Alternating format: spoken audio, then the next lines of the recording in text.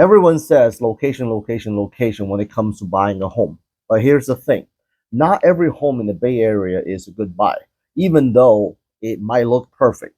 And after touring hundreds of homes across South Bay, the peninsulas, and East Bay, and even San Francisco, I can tell you that there are certain type of homes that carries what I call the Bay Area stigma.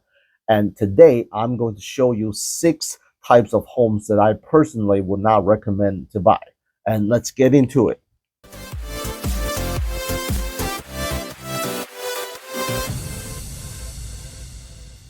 Number 1, slab foundation specials. At the first glance, homes built on a concrete slab look simple. No cross space, no rodents, fewer maintenance worries, and supposedly newer and stronger. But here in the Bay Area, slab foundation can be an issue in the long run. First, our clay-heavy soil expands and contracts with moistures. Cracks under the slab can shift your floor and walls before you even notice. Second, when moisture gets trapped underneath, you get that faint, musty smells that's hard to remove. And if you ever need to replace plumbing or retrofit for earthquake, you're almost gonna have to jackhammer through your living room. You'll find these type of homes all over South Bay tracks from the 60s and 80s. They look clean, but every plumber's in the valley knows. Slab leaks are where the wallet goes to die. Number 2, garage first homes on steep hills. You see them everywhere in the Bay Area by the hills. They are typically designed with street-level garage and with living space stacked above and the backyard that's ascending the hill. A lot of them come with great views, scenic and tranquil environment, but can present numerous challenges, including significant daily inconveniences and structural risk. These properties often feature extremely steep driveways that can damage vehicles and require robust retaining walls that are vulnerable to heavy rains and seismic activities. Living below other hillside properties also exposes these homes to potential mudslides and erosions originating up hills. Furthermore, the multi-level layout necessitated by the topography can make daily tasks like carrying groceries physically demanding. These factors collectively contribute to potential difficulty that can reduce marketability during resales. Number 3, the Eichler time capsules. Everyone loves to say, I want an Eichler until they actually own one. Eichler style home is a type of mid-century modern homes designed by Joseph Eichler and built mostly in California between the 40s and the 60s. They are iconic, beautiful, unique, pure California design, and San Francisco Bay Area alone has about 10,000 of these homes. The main stigma with these type of home is that they're so unique, such as radiant heatings in the slab, flat roof, unusual sized glasses throughout the home, that you need special resources when it comes to home maintenance and upgrades, which can be costly. For example, when that radiant pipe leaks, you're not just patching, you're almost replacing the entire floor. And good luck finding roofers or HVAC guys who still know how to work on them. For this reason, Eichler Home is perhaps the most polarizing product that I've ever seen. People either love it so much or hate it so much. There is nothing in between. That is why whenever I analyze home values of an Eichler home, I only look at the sale of other Eichlers. Most agents that aren't experienced will make the mistake by comparing an Eichler with a non-Eichler. That's a big mistake. For those that love Eichlers, they love the style, the lifestyle philosophy behind the design. They wouldn't change a thing about the home. They love it just the way it is. But if you don't know anything about Eichler and wonder if you should buy it just because you like the look, I'll tell you, don't. You should spend time to understand what Eichler is. Maybe rent one first and see if you are the Eichler people or not. And I have made a specific video talking about this type of home just for you. So please check it out here in my channel. Number 4, granny time capsules.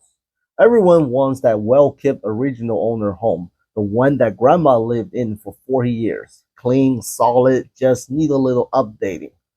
While these homes look charming, cozy, and make you feel as if you own a piece of history, keep in mind that these homes have minimum insulations and their electricals, plumbings, might need full updates, especially if you envision your lifestyles to include electric vehicles, solar panels, ADU rentals, and etc. If these homes have historic status, it gets even trickier when it comes to remodeling and home improvements. And here's another catch, the Prop 13. Thanks to this law, grandma's property tax might be just $1,200 a year, barely increased from when she bought the home in the 70s. But the moment you buy it, you'll be reassessed at today's Bay Area's market value, and this can be 20,000 or even more per year. So there are just so many extra costs behind the listing price when it comes to buying a really old home that I simply don't recommend if you are a first-time home buyer. Number five, homes by the freeways, BART stations, or Caltrains. Now, during open house hours, you barely notice it, but wait until midnight. You'll hear a lot of noise coming from the highways. Homes near 101, 280, 85, or Caltrain lines usually trade at a slightly discount for a reason. The sound never stops, and even if you think you might just get used to it, future buyers may not. When the BART expansions into downtown San Jose, these noise zones are expanding too. On top of that, there's a brake dust, vibration, and even micro crack from the traffic rumbles. These homes stay on the market longer and appreciate slower. Number six, homes with unpermitted work.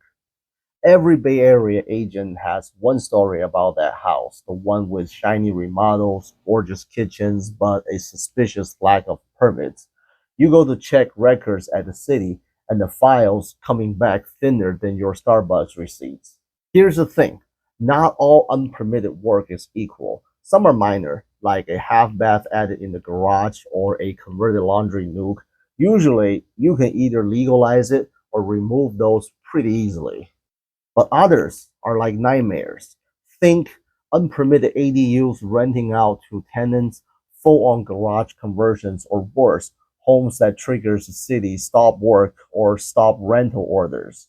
In those cases, you cannot just fix the problem. The city might require you to bring the entire property up to modern code, including the electricals, plumbings, seismic, fire, ADA clearance, etc. You name it. That is not just a simple weekend project. It's almost like a tear down and a full rebuild. And then there are extreme cases, illegal additions with structural issues, or even hazardous use discovered after purchase. Let's just say that if the seller casually mentions previous tenant run a home lab, well, that is your cue to run. Bottom line, unless you are deeply experienced with construction, permitting, and know exactly how to navigate cities inspections, these homes are money pits in disguise. For seasoned investors, with the right price and the right team, maybe it's a calculated risk. But for most home buyers, it's just a fast track to sleepless nights and endless city fees. For more detail on how to look for and how to check and handle homes with unpermitted work, check out my other video. I break down the examples of how these situations unfold in the Bay Area. Now, I'm sure you might want to disagree with me about why never buy these homes because you probably already know someone that bought these homes and quite happy with them. Fair enough. What I'm really here to say is that these homes carries unique stigmas and issues that the average buyers are likely to overlook until too late, resulting in overspending and overstressing themselves. In fact, any homes can work as long as you know what you're getting yourself into. So take this as a guide, not a gospel. Another thing you might be wondering is, wait, what about the usual stuff like the fire zones, flood zones, flips, liquefactions? You'll notice that homes that have those things aren't really on my list this time. Why?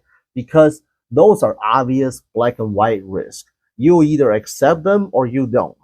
Some buyers will say, I'll never live in an earthquake zone, while others, in fact, I've had buyer clients growing up in countries like Japan, they would say, earthquake? Come on, that's everyday breakfast for me.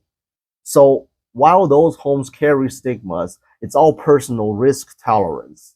The homes that I list today are different. They look normal, even desirable, but the pain shows up later, quietly, in your wallet or resale values. if you don't know about them. So remember, when I say never buy in this video, it doesn't mean never ever universally. It just means know the stigma before you do.